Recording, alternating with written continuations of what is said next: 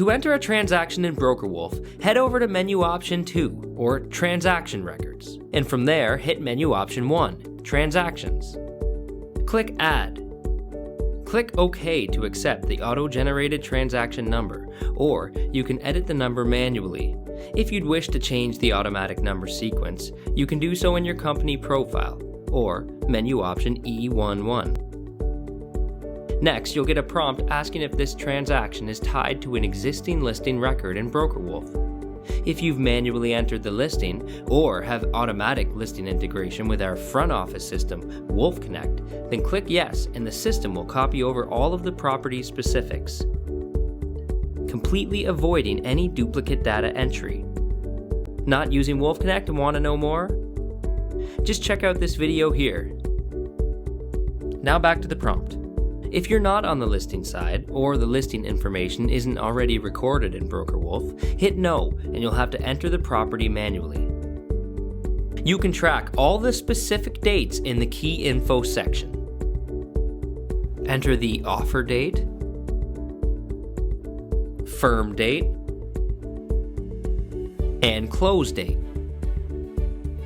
You'll also want to confirm the sell price here as well. Selecting the property type will allow you to track deals that are residential, commercial, rentals, lease, new home development, or whatever type of property that you sell. By selecting this option, you also enable the system to generate reports specific to that type of sale. Property classification: listing side, selling side. If it's an agent double ender, we can track that. And MLS number. If you're managing the property and need to track expenses related to a property, change the We Manage flag from No to Yes. The bottom section of the Key Info tab is where you can record any conditions or file requirements that are required to be completed before the deal can close. File requirements can be modified in menu option I35, and conditions can be modified in I34. Within these menu options, you can have a specific file requirement or condition auto-populate on the transaction record based on the type of sale. To add conditions, select the Add button. You will now have a list of conditions to choose from. Select the applicable condition and set the date the condition is due, and then select OK. Once you add a condition, the firm date will become gray.